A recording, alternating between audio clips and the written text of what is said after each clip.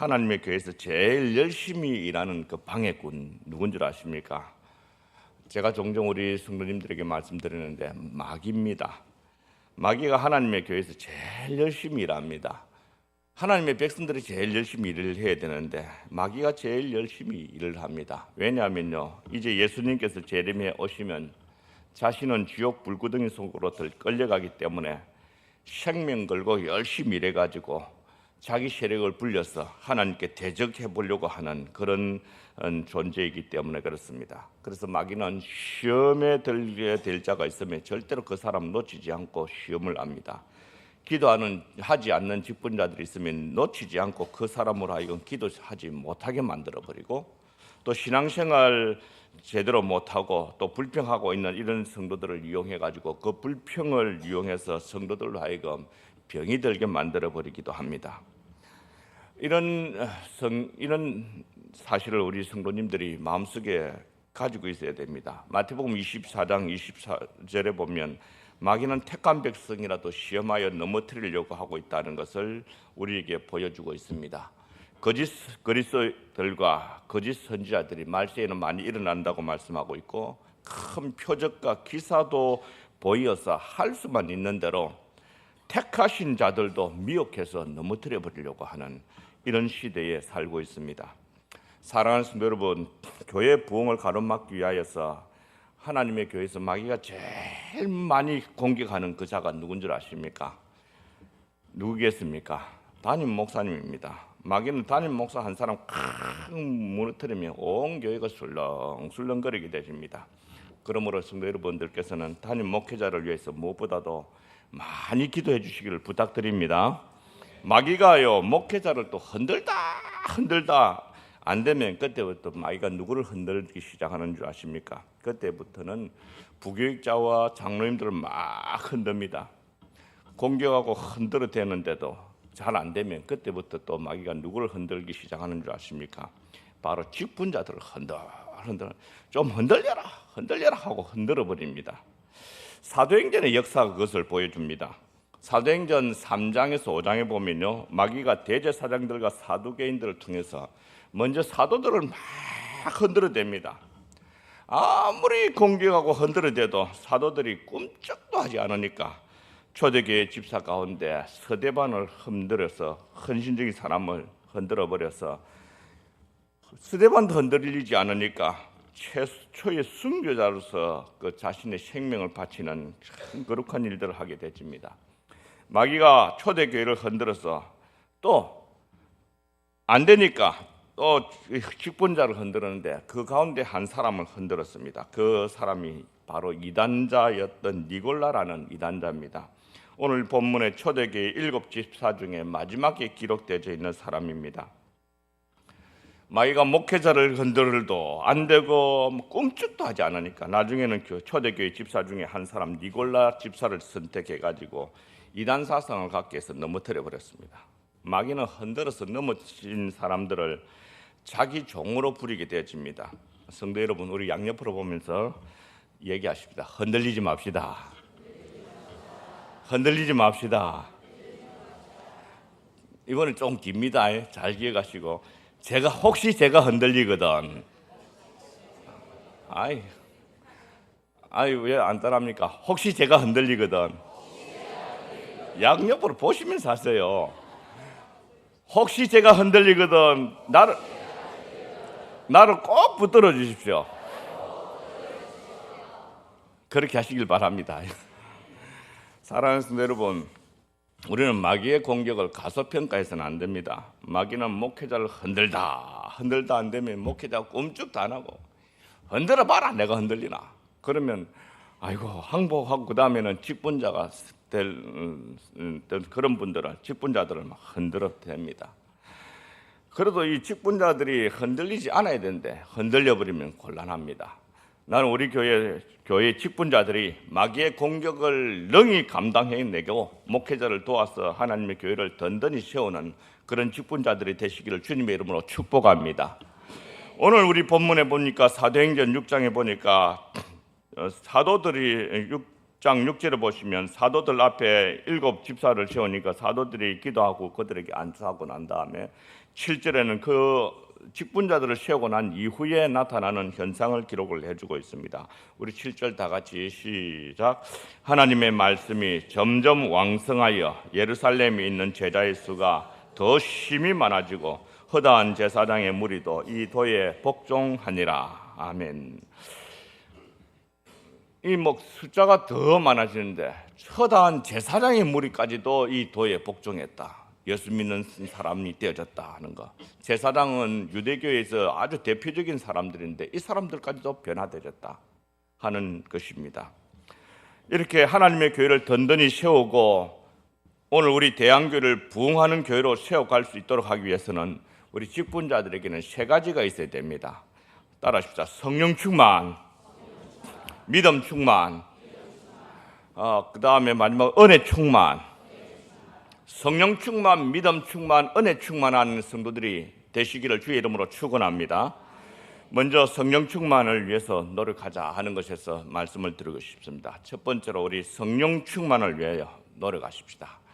초대교회에서 성령이 충만한 사람을 집사로 세웠습니다. 오늘 본문 3절에서 6절에 보면 우리 다 같이 한번 읽어보십시다. 3절하고 5절을 보도록 하십시다. 3절 5절. 3절 시작. 형제들아 너희 가운데 성령과 지혜가 충만하여 칭찬 듣는 사람 7을 택하라. 우리가 이 일을 저희에게 맡기고 5절.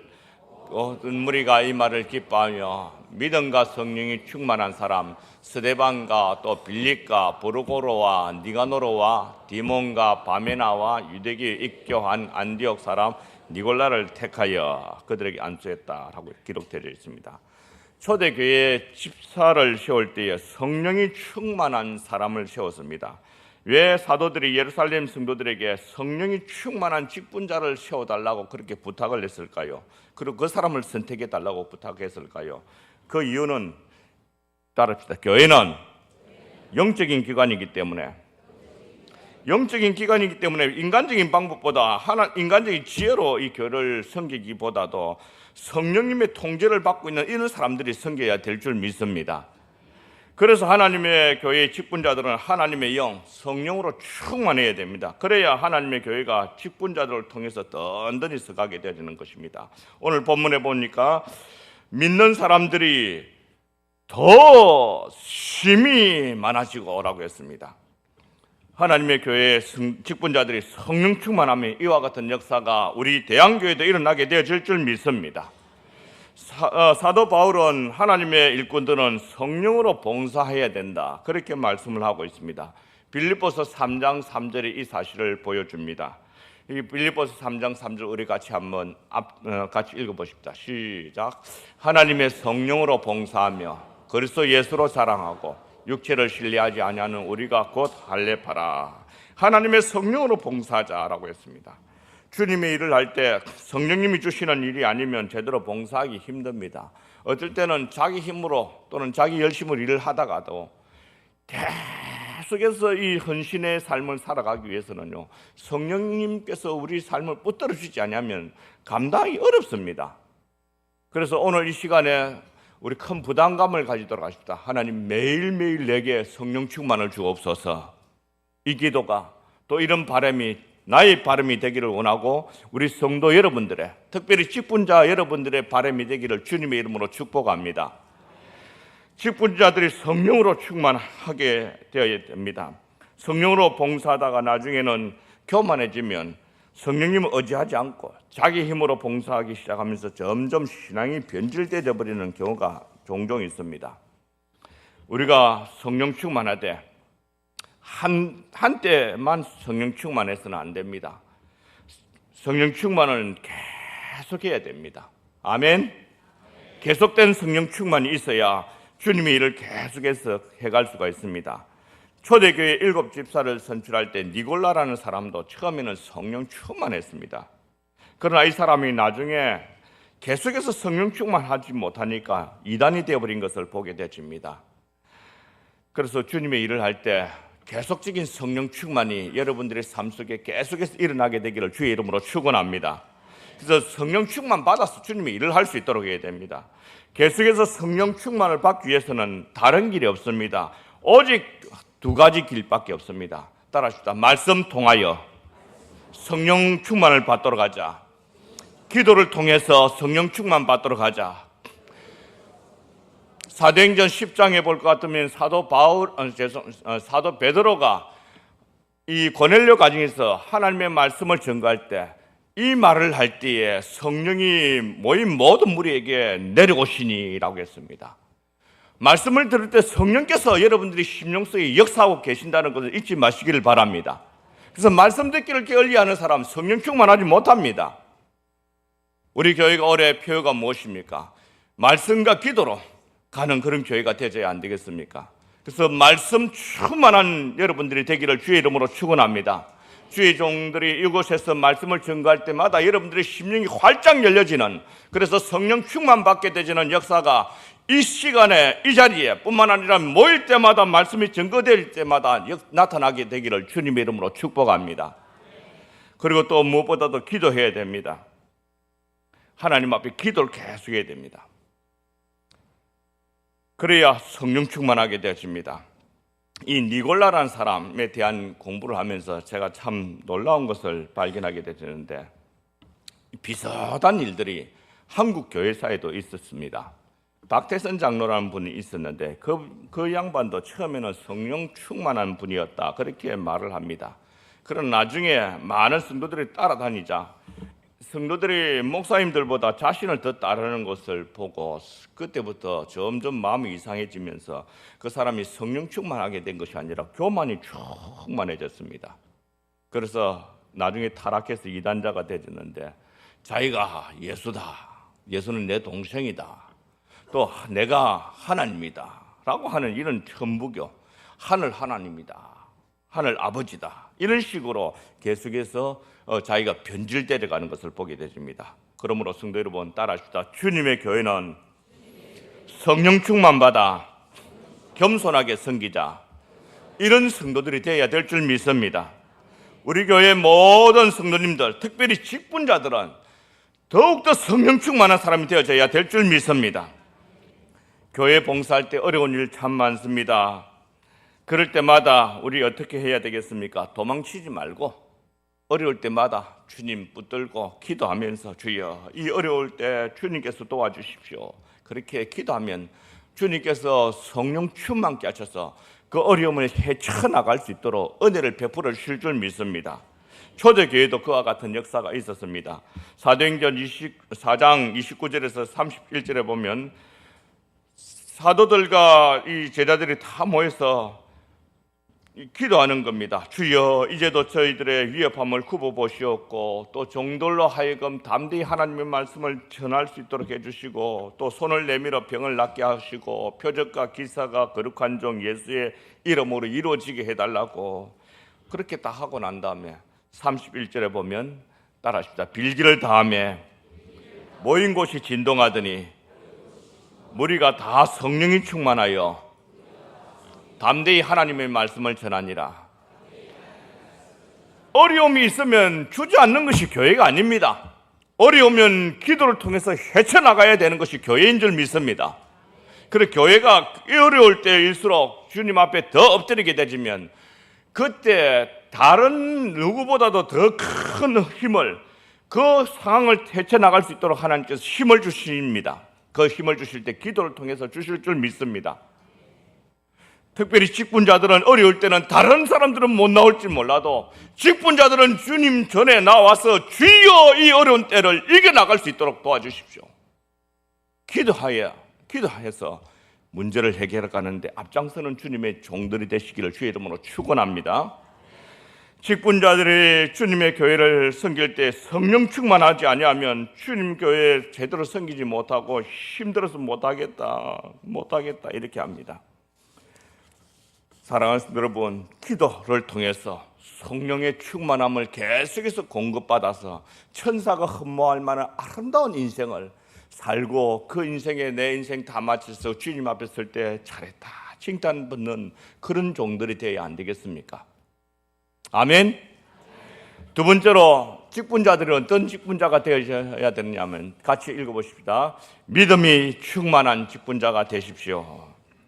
직분자가 교회 일을 할 때에 믿음 없으면 아무것도 못합니다. 교회 일도 합리적인 방법으로 일해 가야 합니다. 그렇지만 때때로 하나님께서 이 큰 일들을 결정할 때 믿음으로 일을 결정해야 할 때가 있습니다. 교회에서 주님을 섬길 때 담대한 믿음이 필요할 때가 있습니다. 가나안 정탐꾼 이야기 우리 수없이 들어서 잘 알지 않습니까? 모세가 정탐을 하러 보낼 때에 어떤 사람 보냈겠습니까? 비리비리하고 허리멍텅한 이 사람 보냈겠습니까? 각 지파에서 아주 실력이 있고 용감하고 두뇌해준다 잘 돌아가는 이런 사람 골라서 이렇게 보냈을 것이 틀림없습니다. 그들이 정탐하고 돌아온 이후에 40일 동안 아마 정탐을 하고 돌아오면서 보고를 하게 되셨습니다. 똑같은 사실을 보았음에도 불구하고 두 파로 나눠졌습니다. 10명은 이야기를 하기를 그 땅에는 정말로 젖과 꿀이 흐르는 땅이다라고 얘기하고 똑같은 보고를 했지만은 그 다음 하는 보고가 다른 것입니다. 10명은 우리는 훈련되지 못했지만 그들은 잘 훈련된 군사가 있다. 그들은 철병거도 있지만 우리는 병거도 없다. 그들은 거인이고 우리 스스로 생각해 볼 때 우리는 메뚜기 같더라. 조그마하더라. 그들의 분석이 틀린 것 아닙니다. 정확한 상황 분석을 한 것입니다. 그러나 그들에게는 하나님을 믿는 믿음이 없었습니다. 하나님께서 400년 전에 이스라엘 백성들에게 주시려고 그렇게 약속하신 땅이라는 것에 대한 확신이 없었습니다. 그들은 보고 들은 그대로 이야기했습니다. 하나님의 약속을 말하진 않았습니다. 그런데 여호수아에서 읽어보면요, 참 재미나는 사건이 하나 있습니다. 두 사람의 정탐꾼을 보냈는데 그때 그 사람들이 라합을 통해서 들었던 이야기가 이것입니다. 너희 하나님은 상천하지 이런 하나님 없다. 그러면서 너희 하나님께서는 홍해를 말리신 그 사건, 그리고 최근에 요단강을 말리고 요단강을 말리고 이곳에 들어온 사건, 그 사건을 통해서 사람들이 간담이 서늘해졌다. 그런 얘기를 하는 것입니다. 40년 전의 사건 때도 이 여리고 성의 사람들이 간담이 서늘해져 있는데 이 정탐꾼 10명의 정탐꾼들은 그걸 보지 못했다는 겁니다. 40년 전에 하나님께서 믿음으로 결정해서 이스라엘 백성들이 쳐들어오고 들어갔더라면 먼저 이길 수 있었을 것입니다. 그런데 믿음의 모습을 믿음으로 보고로 하지 않고 믿음의 이야기를 하지 않고 그로 인해 가지고 온 이스라엘 사람들이 밤새도록 절망에 빠져서 울고 나중에는 모세를 때려 죽이고 나중에 애굽으로 돌아가자라고 했습니다. 온 백성을 절망으로 빠지게 했던 이 믿음 없는 10명의 정탐꾼은 오늘날 교회 직분자라고도 볼 수가 있지 않겠습니까? 이스라엘 12지파를 대표할 만한 용감한 사람, 강한 용사. 그렇지만은 이 사람들에게는 하나님의 약속을 믿는 믿음이 없음으로 인해서 이스라엘 백성들 전체를 젖을 담아 버리게 만들었습니다. 이런 점에서 성도 여러분들과 제가 꼭 기억해야 될 말씀이 있습니다. 직분자들이 믿음이 없는 말을 하는 거 하고요, 일반 초신자들이 믿음이 없는 말을 하는 거 하고는 엄청난 차이가 있다는 것을 아셔야 됩니다. 그래서 믿음의 말을 하는 직분자들이 되시기를 주의 이름으로 축원합니다. 아무리 힘들더라도 하나님께서 이기게 하실 것이다. 하나님께서 은혜를 주실 것이다. 하나님께서 붙들어 주실 겁니다. 아멘 안 할 때까지 합니다. 하나님께서 은혜를 베풀어 주실 것이다. 하나님께서 힘을 주실 것이다. 이 문제 아니다. 하나님 도와주실 것이다. 이런 믿음의 말을 할 수 있는 하나님의 백성들이 되어야 될 줄 믿습니다. 사실 직분자들이 믿음 없는 말을 하면요, 평범한 성도들은요 신앙에 큰 상처를 받습니다. 믿음이 없는 말을 하는 10명의 정탐꾼들 때문에 온 이스라엘 200만 명이 되는 사람들이 이 절망에 빠져버렸던 이 역사적인 사건을 통해서 우리는 교훈을 얻습니다. 직분자들은 홍해가 가로막아도 하나님께서 이 홍해를 뚫고 갈 수 있도록 인도하실 것이다 하는 믿음을 가지고 있어야 됩니다. 교회는 사실상 합리적인 일들이 별로 없을 때가 많습니다. 사실 교회를 합리적으로 일을 해갔다가는 큰일 날 때가 많지요. 하나님께서 이스라엘 백성들을 홍해길로 인도할 때 모세가 사실 그 당시에 40년 동안 모세가 40년 동안 광야 생활을 하면서 이 팔레스틴 지역 그 광야 지역을 거의 사사시 다 뒤졌을 거예요. 그래서 지리를 잘 알고 있었던 사람입니다.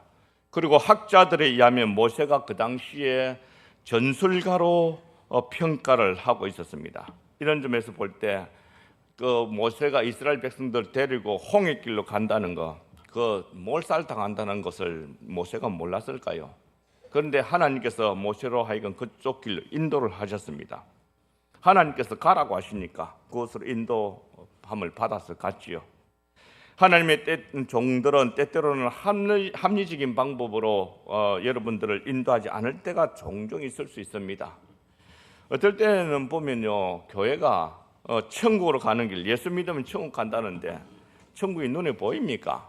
눈에 보이지도 않는 이 천국에 대한 이야기하고 우리가 천국 가자, 예수 믿으면 천국 갈 수 있다, 예수 믿고 살자 하는 이런 이야기하는 거 보면 사기꾼들이 얘기하는 것 같아. 그런 얘기를 종종 제 친구들도 하는 것을 봅니다. 그러나 성도 여러분, 하나님 살아계십니다. 그 하나님께서 살아계신 그 하나님께서 죽음 너머에 대한 이야기들을 우리에게 해주고 있는 거예요. 또 교육자들은 그런 이야기를 하는 것입니다. 그럼으로 인해서 수천 년간의 기독교의 역사가 이어져 왔습니다. 어떨 때는 합리적인 생각보다도 하나님의 말씀을 믿고 그 말씀을 믿고 의지하며 살아가는 그런 것이 더 필요하다는 것을 느끼게 될 때가 많습니다. 그러므로 직분자 여러분, 합리적인 면을 무시는 하는 것은 아닙니다. 그러나 합리적인 것보다도 하나님을 신뢰하는 믿음을 더 많이 가지고 살아가는 직분자들이 되시기를 주의 이름으로 축원합니다. 다른 것들은 말씀드리지 않겠습니다. 여러분들이 직분자라고 할 것 같으면 어떤 믿음이 필요할까? 몇 가지 설교 준비하면서 우리 성도님들에게 이런 믿음은 우리 교회 성도들에게 꼭 필요하다는 것을 말씀을 드리고 싶습니다. 첫 번째로 보면 같이 읽어보십시다. 목회자를 도와서 교회를 세워가도록 내게 이 직분을 주셨다는 믿음을 가져야 합니다. 목회자를 도와가지고 내가 이 교회를 세워가도록 내게 이 직분을 주셨다는 이런 믿음 꼭 필요합니다. 먼 훗날 우리가 다 하나님 앞에 서게 되질 것입니다. 담임 목사님은 하나님께서 이런 점에서 책임을 물을지도 모르겠습니다. 아무개 목사야, 너는 내가 너에게 맡겨준 이 교회를 얼마나 유익되게 하였느냐. 너의 기도와 너의 봉사와 너의 눈물 어린 헌신을 통해서 이 교회를 얼마나 유익되게 했느냐 하는 이런 관점에서 심판하실지도 모릅니다. 교회 전체적인 책임을 물으실 겁니다. 그러나 하나님께서는 부교육자들과 또 이렇게 우리 장로님들에게 이런 질문을 하실 겁니다. 너희들은 담임 목회자를 도와서 얼마나 교회를 유익되게 했느냐 하는 이런 관점에서 심판하실 겁니다. 직분자들에게는 역시 비슷하게 이렇게 질문할 것입니다. 너는 집사로서, 너는 권사로서 목회자를 잘 도와서 교회를 얼마나 유익되게 했느냐, 이런 점에서 질문을 하게 하실 겁니다. 성경에서는 보면 좀 재밌는 한 가지 사건을 우리에게 보여줍니다. 모세는 기도하고 여호수아와 젊은 장정들은 나가서 아말렉과의 전쟁을 하고 있는 그런 때였습니다. 출애굽기 17장에 나오는 사건이지요. 전쟁에서 아론과 훌의 모습을 비울 수 있도록 하는 것을 오늘 우리 본문은 보게 되십니다. 아말렉 전쟁에서 모세가 손을 들면 이기고 손을 내리면 집니다. 그렇다면 이제 아말렉과의 전쟁에서 모세가 손을 들고 계속해서 기도하면 좋겠는데 사람인지라 피곤해가지고 내려옵니다. 그런데 그 모습을 보고 장로님들이 좀 연세 많은 그 지도자들이 야 모세야, 네 손 들고 있어라. 손 들고 있어야 네 된다. 네 젊은 니들이 죽어가는 거 안 보이나? 손 들고 싶어 하는데, 그런데 그 말이 맞는 말입니까? 안 맞는 말입니까? 왜 대답 못합니까? 목사님 눈치 보고 있습니까? 맞는 말 아니에요. 근데 그 합리적인 말이지만은, 그러나 옆에서 이렇게 맞는 말이긴 하지만은 그보다도 더 정확한 말씀은요, 좋은 방법은 아론과 홀처럼 모세를 딱 앉게 하고 그 다음에 모세의 손이 내려오지 않도록 손을 꽉 붙들어주는 이것이 승리의 길을 줄 믿습니다. 이것이 목회자를 도와가지고 교회를 유익되게 하고 교회가 승리의 길로 부흥하는 길로 나아가게 되는 겁니다. 교회 역사 가운데 목회자 혼자서 독불장군으로 다 해가는 이런 일 별로 없습니다. 돕는 손길들이 있어야 되고 기도해주는 분들이 있어야 되고 도와서 주의 일을 형통하게 해갈 수 있도록 그렇게 해주는 분이 있어야 교회가 동시에 같이 부흥해 가는 줄 믿습니다. 나는 그런 직분자들이 우리 대양교회 내에 많이 일어나게 되기를 주의 이름으로 축원합니다. 아니 직분자라고 할 것 같으면 누구든지 목회자를 도와서 이 교회에 내가 섬기도록 하기 위해서 내가 이 직분을 받았다 하는 이런 정신을 가지고 있어야 됩니다. 두 번째로 이 직분자들은 하나님의 살아계심을 믿어야 합니다. 히브리서 11장 5절에서 6절에 보면 믿음이 없이는 하나님을 기쁘시게 못하나니라고 하셨습니다. 믿음이 없으면 안 됩니다. 영어 성경에 보면 더 재밌는 표현을 하고 있습니다. Without faith it is impossible to please God 해가지고 있는데 제가 발음 별로 안 좋죠. 이 말은 무슨 말이냐면 믿음이 없이는 하나님을 기쁘시게 하기가 불가능합니다 하는 이런 표현입니다. 사랑하는 성도 여러분, 우리가 믿음을 가지고 있지 아니하면 하나님 기쁘시게 못합니다. 불가능합니다. 나는 여러분들이 하나님이 살아계신 것을 믿으시기를 주의 이름으로 축원합니다. 그 하나님이 내 삶의 현장에 나와 함께하고 계신다는 것도 믿으시기를 바랍니다. 그분 앞에 충성스럽게 살면 그분이 장차 하나님의 나라에 내가 가게 되질 때, 여러분들이 가게 되어질 때에 상 주시는 이심을 믿는 믿음이 우리 하나님을 기쁘시게 하고 또 직분자들이 이런 믿음을 가지고 있으니까 주님의 일에 충성스럽게 일하게 되지는 겁니다. 오늘날 교회 직분자들이 일은 하지 않고 나중에 그 직분 받아가지고 겨우 교회 나 잘 다니도록 하기 위해서 하는 이런 직분은 필요가 없습니다. 교회 성도님들이라고 할 것 같으면 직분 받은 자라고 할 것 같으면 충성스럽게 일해갈 수 있는 믿음, 주님을 기쁘시게 하는 이런 믿음 갖고 살아가게 되기를 주의 이름으로 축원합니다. 그리고 하나님께서 나를 사랑하신다는 이 믿음도 가져야 됩니다. 우리 주 예수님께서 나를 사랑하시고 우리 하나님께서 나를 사랑하시기 때문에 자기 아들을 죽여가면서까지 그렇게 하셨다는 이 사실을 가슴속에 늘 깨닫고 그분을 생각할 때마다 가슴이 불타오르고 그런 우리의 믿음이 있어야 안 되겠습니까? 구주를 생각만 해도 내 마음이 좋거늘, 그 주님 생각만 해도 좋아지는 그런 믿음 가지고 있어야 안 되겠습니까? 얼마나 좋은지. 주님 앞에 충성할 수 있는 기회가 주어진다는 거, 다른 사람들에게 주어지지 아니하는 그런 기회가 나에게 주어진다는 거, 그것 때문에 즐거워할 수 있는 그런 그리스도인이 되어지고 직분자가 되어진다면 우리 주님 얼마나 기뻐하시겠습니까? 그리고 무엇보다도 이 직분자들은요, 하나님께서 나에게 전도하라는 사명을 주신 것을 믿어야 됩니다. 아멘. 올 한 해는 좀 전도 좀 많이 하도록 하십시다. 빈자리 좀 이거 지금 교회 세워진 지 이제 한 2년 좀 넘었는데 이 자리 아직까지 채우지 못했다는 것 정말 가슴 아픈 일 아닙니까?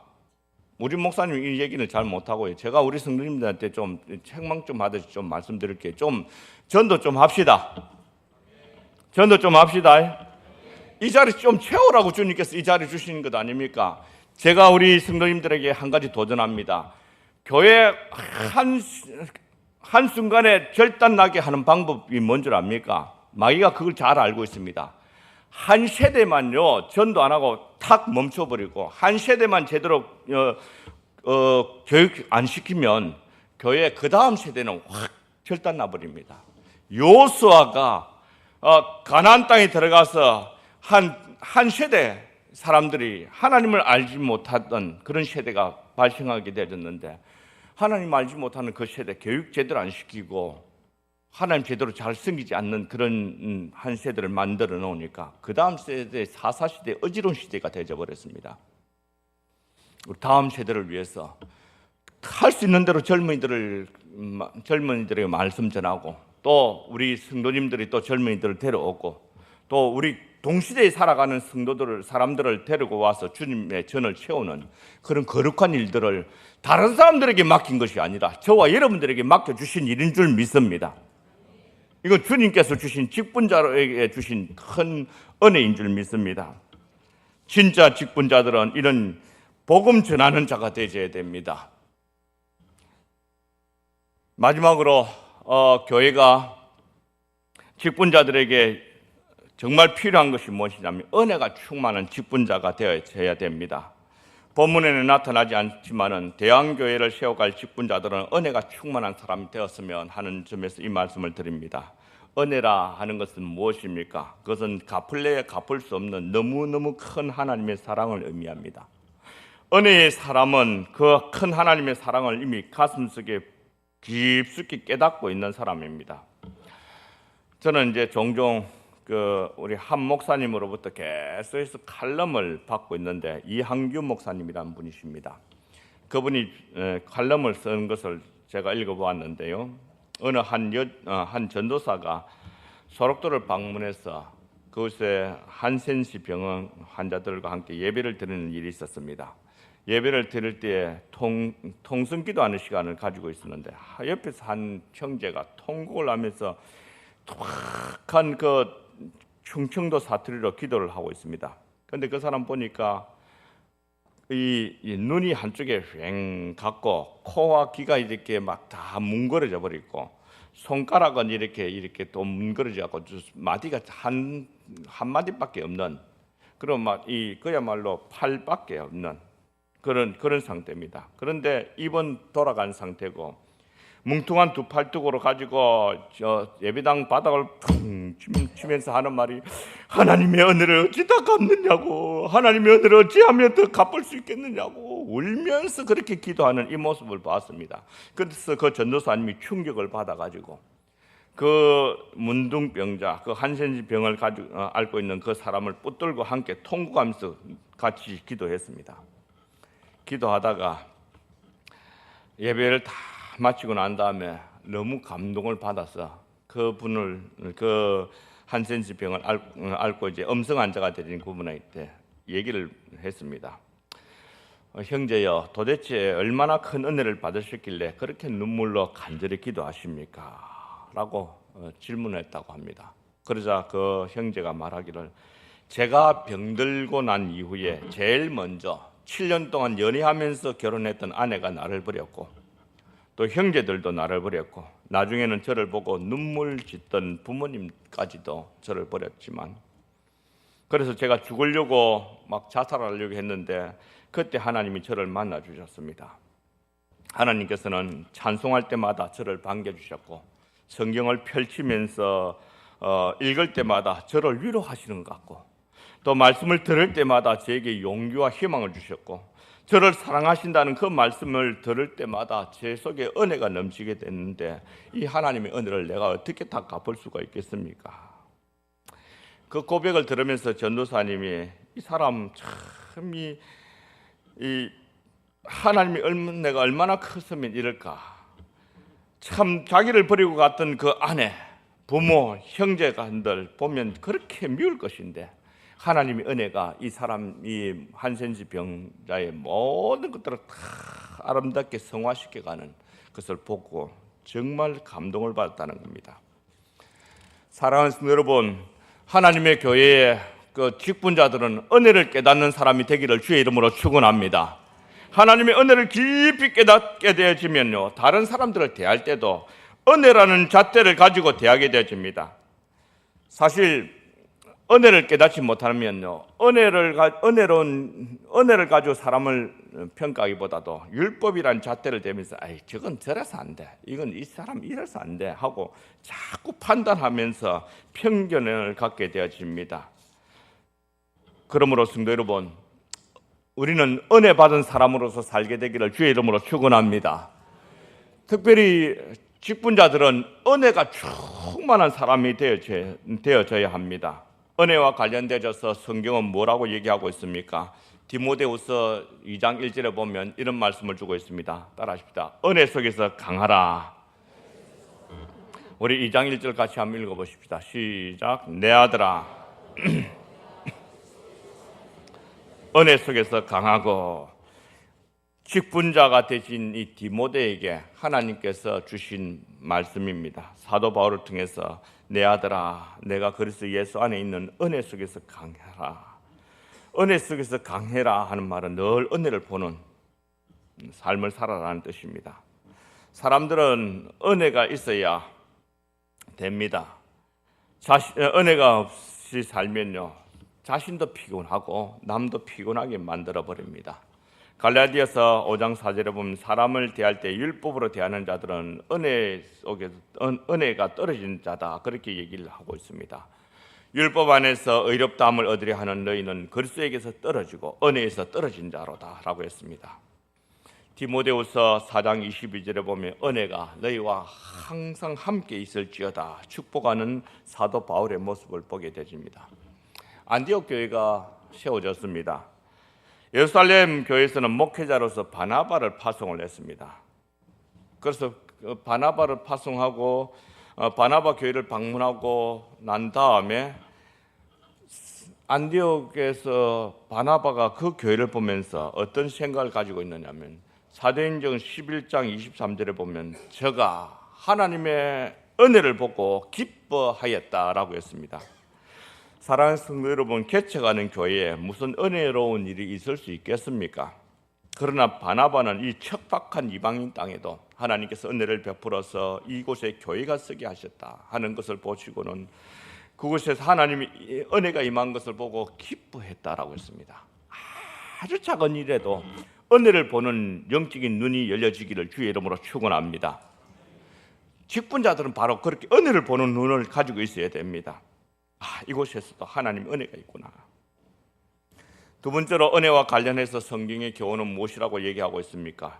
히브리서 4장 16절에 보면 은혜를 받도록 주 앞으로 나아가도록 권면을 하고 있습니다. 우리 같이 한번 읽어보십시다. 히브리서 4장 16절 같이 시작. 그러므로 우리가 긍휼하심을 받고 때를 따라 돕는 은혜를 얻기 위하여 은혜의 보좌 앞에 담대히 나아갈지니라 라고 얘기했습니다. 예배 왜 나옵니까? 왜 예배 드리러 나옵니까? 은혜 받으려고 오는 것 아닙니까? 예배 드리러 오면서 은혜를 사모하지 않는 사람은 아무도 없습니다. 오늘날 예배를 드리러 오면서 은혜를 사모하는 그런 마음을 가지고 나오는 것 참 아름다운 모습입니다. 따라하십시다. 예배 시간은 은혜 받는 시간. 믿으시면 아멘. 주무시는 분도 아멘. 주무시는 분 있는데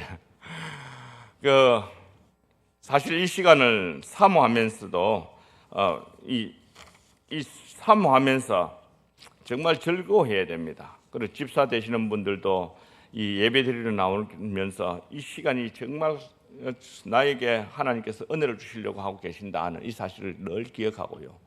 주일날 혹시 결혼식 가야 될 일이 있으면요, 그 전날 그 사람 집에 가가지고 축하하고 오면서 사정 이야기를 이렇게 하면 참 좋습니다.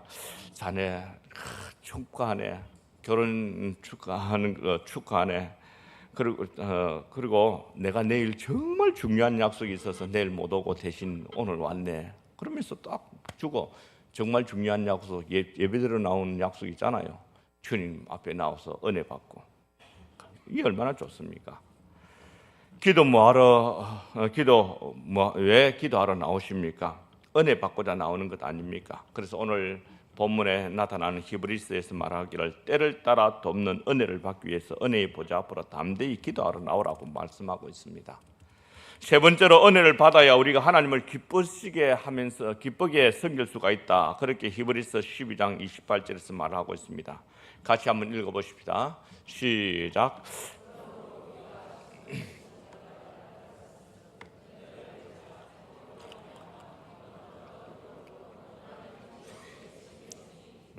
우리가 진동치 못할 나라를 받았은즉 은혜를 받자 이로 말미암아 은혜를 받음으로 말미암아 경건함과 두려움으로 하나님을 기쁘게 섬길 수 있다. 하나님이 기뻐하실 수 있도록 그렇게 섬길 수가 있다라고 했습니다. 사랑하는 성도 여러분, 은혜 받는 하나님의 백성들이 되기를 바랍니다. 은혜 받아야 하나님을 섬길 때 하나님 정말 기쁘시게 하면서 섬길 수가 있습니다.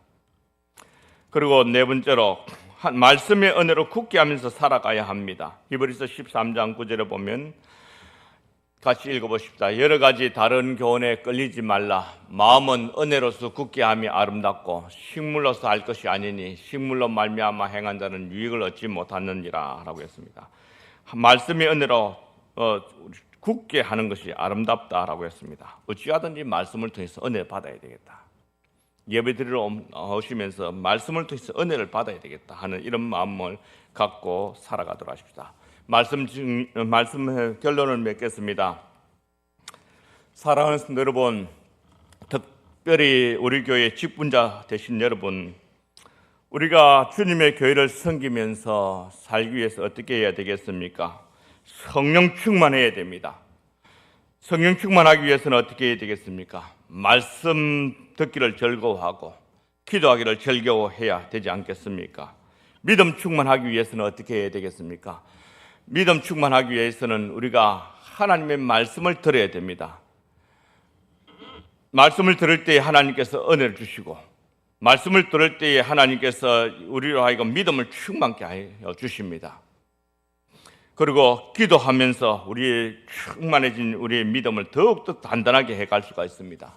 은혜도 역시 마찬가지로 말씀과 기도로 충만해질 것입니다. 아무쪼록 올 한 해 사시면서 성령 충만, 믿음 충만, 은혜 충만하게 되는 여러분들과 제가 되기를 주의 이름으로 축원합니다.